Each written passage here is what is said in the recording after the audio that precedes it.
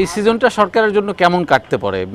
মানে আমাদের যে বিদ্যুৎ উৎপাদন এবং চাহিদা সার্বিকভাবে ব্যবস্থাপনাটা সরকার কতটুকু দক্ষতার সাথে সামাল দিতে পারবে বলে মনে হয় আপনার? সরকার চাইলে তো পারবে, মানে সরকার যদি নিজেদের ঘাটটাকে একটু জনগণের দিকে ঘোরায়।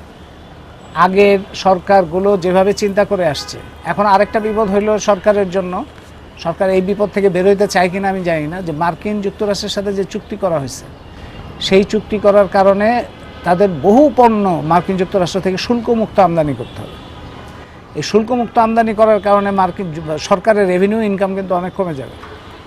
তো যেখানে এটা তো IMF আর ওয়ার্ল্ড ব্যাংক বলবে না যে তোমরা তারা একদিকে বলবে ট্যাক্স জিডিপি রেশিও বাড়াও, আরেকদিকে যে ট্যাক্স ফ্রি আমদানি করার জন্য USA চাপ দিচ্ছে, এটার বিরুদ্ধে তো ওয়ার্ল্ড ব্যাংক IMF বলবে না।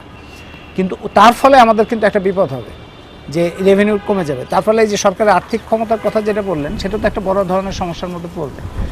অন্যান্য ক্ষেত্রে আগের সরকারগুলো, মানে হাসিনা সরকারের সময় তো হয়েছে, ইউনূস সরকারের সময় একটা ওই যে ঋণ নির্ভর চুক্তি করা এগুলো হয়েছে, মার্কিন যুক্তরাষ্ট্রের সাথে তো হয়েছে। তো তার ফলে সরকার এইটা তার যে প্রস্তুতি, এটা জনগণের উপর না চাপিয়ে ফেজ বাই ফেজ কীভাবে এগুলি থেকে বের হইতে পারে, সেগুলির জন্য সরকারের অপচয় কমানোর দিকে একটা দৃষ্টি দিতে হবে। ব্যয়ের ক্ষেত্রে প্রায়োরিটি নির্ধারণ করে একটা বড় ধরনের পরিকল্পনা করতে হবে, এবং জ্বালানি ও বিদ্যুৎ খাতে কম দামে মানে সুলভ নিরবচ্ছিন্ন বিদ্যুতের যে সমস্ত রাস্তা, সেই রাস্তায় যাইতে হবে। অন্তর্বর্তী সরকারের সময় বেশ জোরালো আলোচনা শুনেছিলাম যে কয়েকটা বিদ্যুৎ কেন্দ্রের সাথে যে আমাদের চুক্তি, সেটা পর্যালোচনা করা হবে। একটা কমিটিও গঠন করেছে, তারা কিন্তু প্রতিবেদনে দিয়েছে। বিশেষ করে আদানির ক্ষেত্রে আমরা জানি যে এখনও চড়া দামে তাদের কাছ থেকে আমাদের বিদ্যুৎ কিনতে হয়।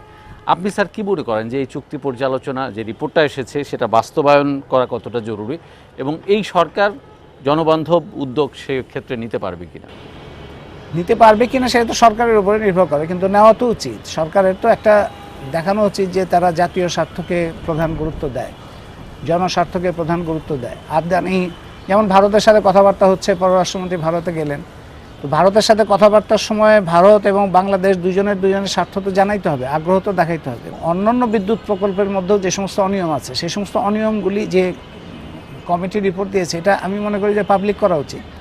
জনগণের জানা উচিত যে তাদের বিরুদ্ধে কী ধরনের চুক্তি হয়েছে, এবং সেইখান থেকে বেরোনোর রাস্তা কী হইতে পারে, সেটাই তো সরকারের উদ্যোগ নেওয়ার কথা। যদি উদ্যোগ না নেয়, যদি একই ধরনের উদ্যোগ হইতে থাকে, তাহলে তো আরও বিপদের মধ্যে আমরা পড়তে থাকবো।